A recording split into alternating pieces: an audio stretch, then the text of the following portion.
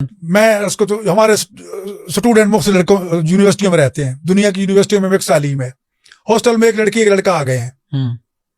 جی، ان کو کمرہ الاٹ ہو گیا کہ ہاسٹل کے کمرے میں تم نے رہنا ہے، تو اب زہر ایک جوان بچے ہیں تو دونوں نامحرم ہیں ایک دوسرے کے لیے، اگر وہ اس شرط کے ساتھ یا جو بھی شرائط رکھنا چاہیں مطاع کر لیں کہ جب تک ہم یہاں سے یونیورسٹی میں پڑھ رہے ہیں یہاں پر موجود ہیں ہم ایک دوسرے کے لیے محرم ہیں، کس حد تک محرم ہے، کیا ہم نے ہم بستری کرنی ہے کہ نہیں کرنی، اس کی شرائط کنڈیشن لگانی ہے، لگا سکتے ہیں جی۔ اب اس میں یہ ہے کہ کم از کم جتنا عرصہ وہ وہاں رہیں گے وہ حرام میں مبتلا نہیں ہوں گے، ایک دوسرے کو دیکھیں گے تو حرام میں مبتلا نہیں ہوں گے، ایک دوسرے کو اگر وہ ٹچ بھی کر لیتے ہو تو حرام میں مبتلا نہیں ہوں گے، کیوں اس وقت وہ اس بندھن میں بند چکے ہیں جو قرآن کریم ہمیں اجازت دے رہا ہے۔ ایسے کئی چانسز ہو سکتے ہیں، لوگ اپنے بیویوں کو چھوڑ کے دوسرے ملکوں میں چلے گئے، آپ کے ملک کے لاکھوں افراد دوسرے ملکوں میں موجود ہیں، بیوی پاس نہیں ہے جی، لیکن وہاں اویلیبلٹی ہو سکتی ہے غیر مسلم عورت کے ساتھ، عیسائی کے ساتھ، یہودی کے ساتھ، تو مطاع کر سکتے ہیں ان کے ساتھ تاکہ وہ زنا سے بچ سکے، تاکہ اپنی جنسی خواہش کو پورا کر سکیں، تو اس کی اجازت بھی موجود ہے اور وہاں سہولت بھی موجود ہے۔ مجھے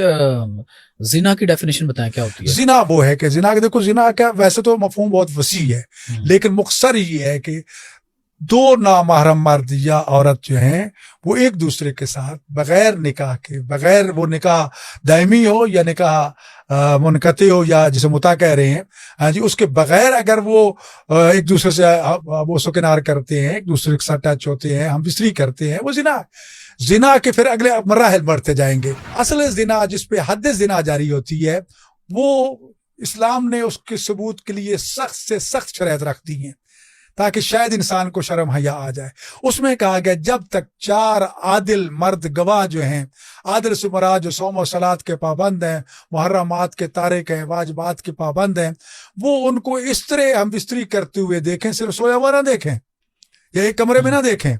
جی، اس طرح دیکھیں کہ جو لفظ اصطلاح بیان ہوئی ہے کہ جس طرح سوئی کے نکے میں آپ دھاگا ڈالتے ہیں اس طرح وہ آپس میں جماع کرتے ہوئے دیکھ لیں، اور ٹائم، گواہی، طریقہ، ہر چیز ان کا ایک میچ کر جائے تو اس کو زنا کہتے ہیں۔ آپ لوگ نیاز میں گندگی ڈالتے ہیں لوگوں کو کھلانے کے لیے اور گھوڑے کا تھوک ملا دیتے ہیں، کیا یہ بات درست ہے؟ سراسر جھوٹ ہے، سراسر جھوٹ ہے۔ سوال یہ ہے کہ میں آج میڈیا کا دور ہے، ہر ہاتھ میں ٹیلی فون ہے، کیمرہ ہے، کوئی تو تصویر سامنے آ جائے، آج تک تو کوئی نہیں لا سکا۔ اگر من گھڑت الزام، کیونکہ بڑے بڑے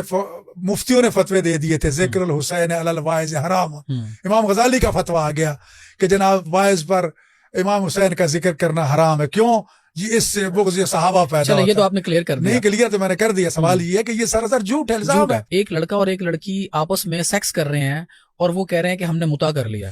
ایک وہ منہ سے نہیں کہتے ہم نے مطاع کر لیا اور وہ سیکس کر لیتے ہیں، دونوں بات تو وہی فرق نہیں سمجھ آ رہا مجھے۔ دیکھو بات فرق وہی آ جاتا ہے۔ سوال یہ ہے کہ جب آپ نکاح کسی کے جاری کرتے ہیں، چلو اہل سنت کے ہاں اردو میں یا پنجابی میں یا ہر زبان میں ایجاب و قبول ہوتا ہے، اور شیعہ کے ہاں عربی تاکید ہے، مگر نہ ان کے ہاں بھی دوسری زبانوں میں ہو سکتا ہے تو وہی الفاظ نا جی،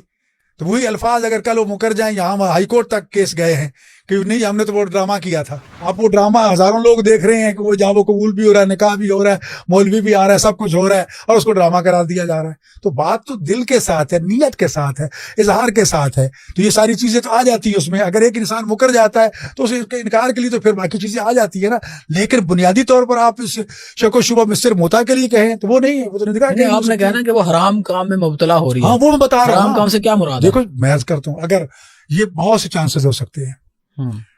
مسئلہ